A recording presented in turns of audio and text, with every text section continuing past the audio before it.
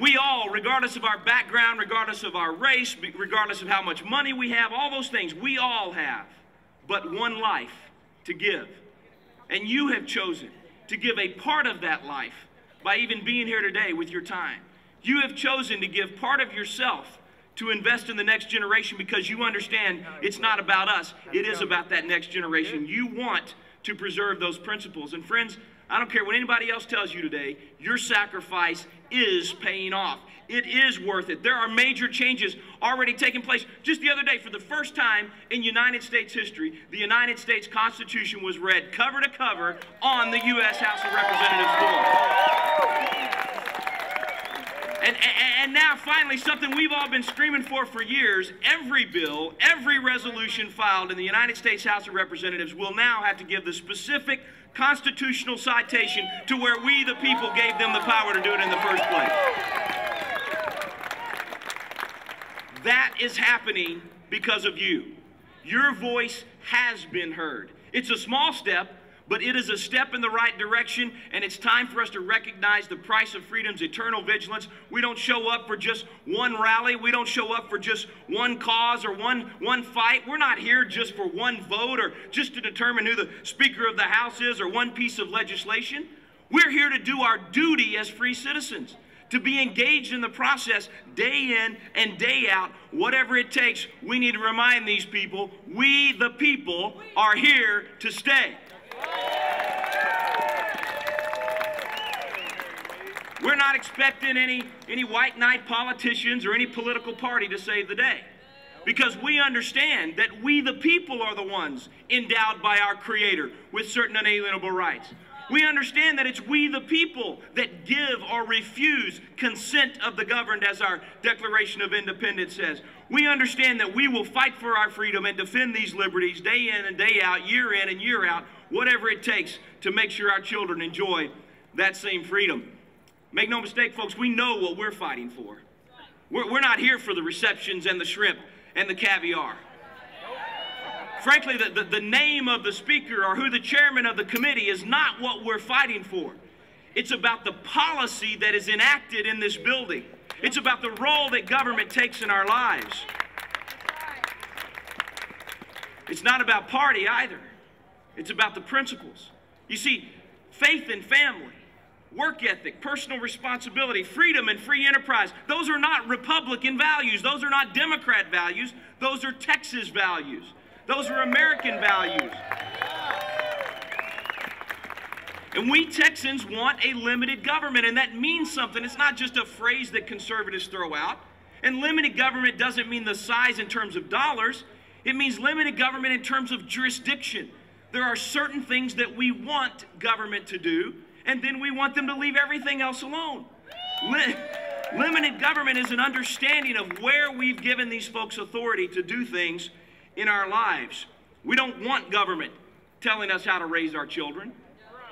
We don't want government forcing us to spend our limited education dollars on only one option. We want government to get out of the way and let parents decide which education is best for their child.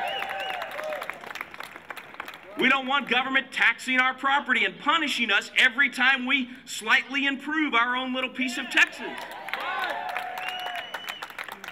They're running people out of their homes with these out-of-control property taxes. It's time for the politicians to get rid of the property taxes and only tax us when we spend our money through a sales tax. That's the only moral tax. We don't want government forcing us to buy only the health insurance plan they say is good enough for us. And oh, by the way, for them, it's not good enough for them. It's good enough to force it on us, but it's not good enough for them. See, we're not, the Burkas of the world, they say we're anti-government. We're not, nothing could be further from the truth. Their problem with us is the fact that our view of government is exactly like Thomas Jefferson and George Washington and Patrick Henry and James Madison. Their view of government tends to be more like Karl Marx and Lenin.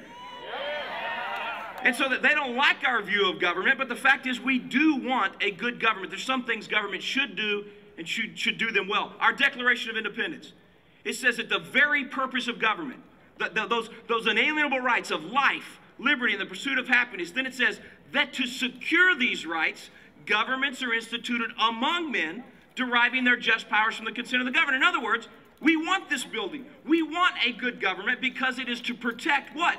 Life, liberty, and the pursuit of happiness. That's their job. It is to protect life. And so I would say, Mr. Speaker, after supporting and being praised by the largest abortion provider in the world, you told us as Texans that you're pro-life. Enough talk. It's time for action. Let's prove it. Mr. Speaker, use your power as Speaker to ensure the passage of Senator Dan Patrick's bill requiring a sonogram before taking the life of an innocent child. Now, there's some other things that government should do well, like guarantee the integrity and the accuracy of our elections. I urge everybody here, you get on board with King Street Patriots' efforts. True the vote. Encourage our legislature to adopt measures which will prevent voter fraud, namely requiring a picture ID when you go in to vote. We need voter ID. No excuses, Mr. Speaker. Let's get that thing out of committee. Let's get it passed and make it the law. Perhaps one of the most important things that any government should do is protect her people from crime and invasion. It's time for our government at both the state and the federal level to stop talking and start taking the necessary steps, the necessary actions to encourage and streamline the process for legal immigration, which we all support, but at the same time to protect our border and stop illegal immigration.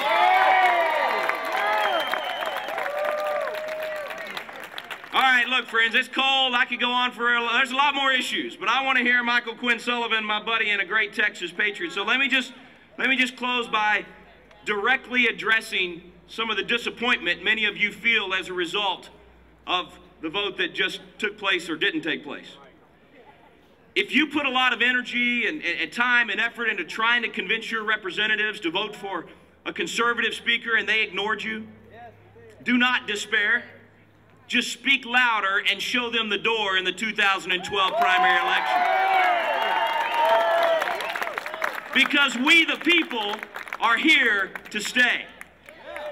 Now, let them hear from you throughout this legislative session on every single issue that is important to you. And if they choose not to vote for conservative Texas values, then you just speak louder and show them the door in the 2012 primaries. Make sure they get the message. We, the people, are here to stay. We're not going anywhere. We're in this fight for the rest of our lives. This is no time to despair. This is no time to think in any way that the system doesn't work. I guarantee you, I promise you, that we will have a more conservative legislature, more conservative legislation getting through this year, specifically because you're standing right here today. Specifically because of the hard work you've done over the last few weeks as you let your voice be heard on this thing. There will be an impact. You have made a difference, and you will continue to do so as long as you stay in the fight. Every one of us has a duty. The price of freedom is eternal vigilance, and until you're 6 feet under, you've got a job to do as a free citizen. Generations of Americans did it for us, friends. We are here standing on their shoulders because they were willing to pay whatever price was necessary to preserve that torch of freedom. Now they've passed it to you. Do not let history say of our generation that on our watch that torch of freedom was only dimly lit. God forbid they write a chapter on us that says it was on our watch that the torch of freedom was extinguished. I don't believe that's going to happen specifically because of you, because you were willing to spend your time, energy, and money to be here. I believe that because of your sacrifice and what you're going to continue to do, not just in this election cycle, but for years and decades ahead, because of that sacrifice, they're going to write a chapter on us, but that chapter is going to say that on our watch, the torch of freedom burned even brighter than it ever had before. God bless you guys.